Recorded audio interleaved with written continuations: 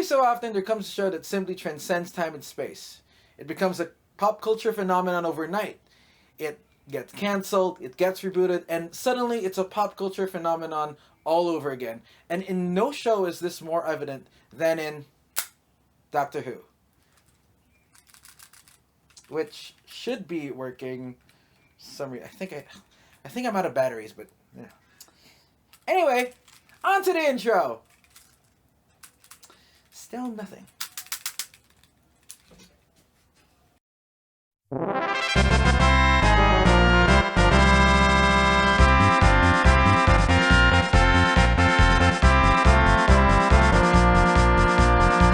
As a short introduction to Doctor Who, and seeing as a normal introduction would actually take us weeks and maybe months, and we'd actually need our own time machine to get back to this point so we can get back on track, and yeah, it'll take a while. Where was I in this? I forgot my point. Anyway, as a short introduction to Doctor Who, this show is basically about an alien who travels through time and space having adventures, and this alien, he's a Time Lord. He usually has a companion that accompanies him throughout his adventures. Beginning in 1963, the show began as an educational show, designed to teach kids about history and science. However, as the show began to get more popular, more and more science fiction stories populated the show. As the show started to become a phenomenon, the show's star, William Hartnell, began to deteriorate in health. Not wanting to let go of their most successful show, the BBC decided to recast the Doctor, however, with an in-universe explanation of the change, labeling it as a regeneration or a renewal that his alien race underwent to escape death. Needless to say, Doctor Who continued well after the first incarnation of the Doctor, reaching the 13th incarnation as the show continued its existence on the small screen. However, when you do think about it, it's actually the 14th incarnation because of, well, don't ask. It's a very long story of wibbly-wobbly, timey-wimey proportions. However, there is actually one aspect of the show that has only been recently getting the attention it deserves, and that is the 8th Doctor's adventures. Doctor Who was cancelled for about 6 years, and it only started back again in 1995 when BBC started production on a brand new TV movie with 20th Century Fox and BBC Worldwide and Universal Studios.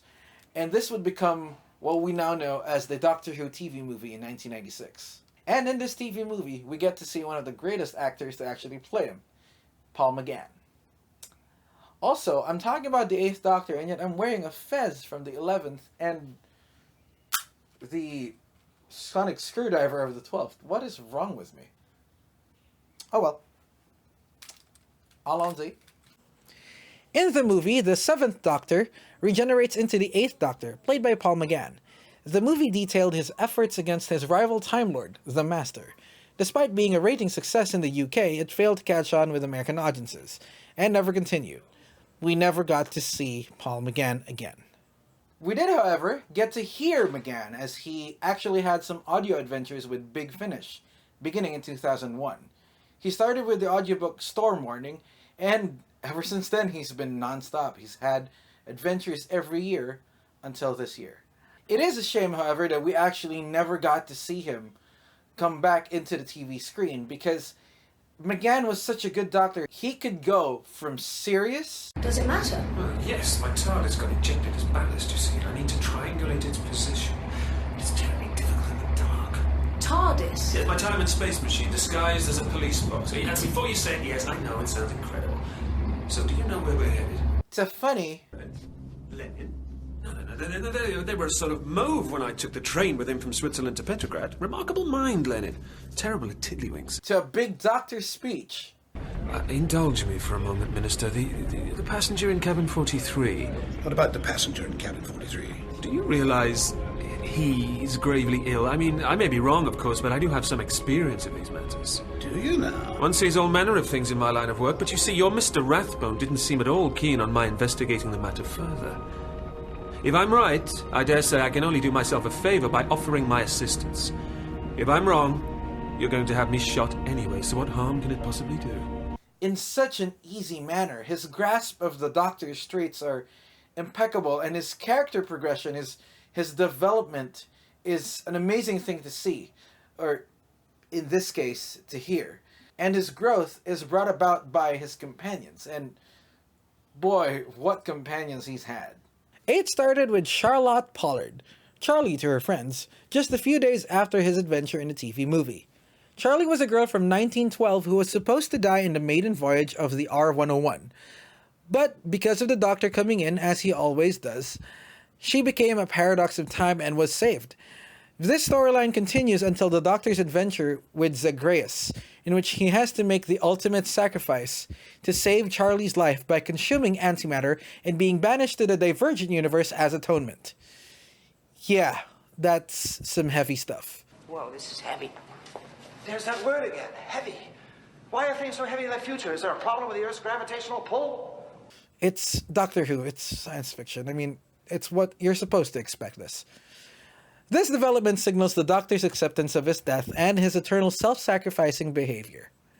The Doctor goes through many companions, like Lucy Miller, Mary Shelley, and yes, the Mary Shelley that you're thinking about, Kariz, and many more, but perhaps the biggest part of his character growth is his refusal to actually participate in the Time War.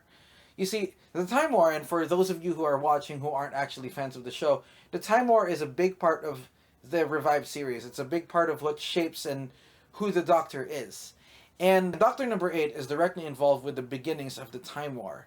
And it is perhaps his refusal to actually participate in the Time War that defines who he is. Because he has this motto where the Doctor is never cruel, never cowardly, he never gives up, and he never gives in. And perhaps it is this refusal that he will not fight, he will not participate in the Time War. It is this creed that defines who the Doctor actually is. And it gives you a good grasp of why the Doctors in the Revived series actually act the way they do. And Doctor number 8 is directly responsible for that. And it is this attitude that leads to his own regeneration. 8 was such a good Doctor to see, but in his case, he was a Doctor to hear. His place in the geek culture of Whovians everywhere is essential listening. So if you want more Doctor Who in your life, and let's be honest, you can never have enough Doctor Who in your life. I mean, we've got 26 classic seasons, 11 revived seasons, the TV movie, plus audio adventures beginning from 1999, plus a lot of books. There's just so much more. Anyway, there's a lot of media from Doctor Who, but if you want an essential part of Doctor Who, I absolutely recommend listening to the 8th Doctor from Big Finish. He's a big part of the line. He is absolutely essential for you to understand and to know more about the Doctor. And who knows? You might have a lot of fun. Who knows? It still doesn't work. I'm sorry.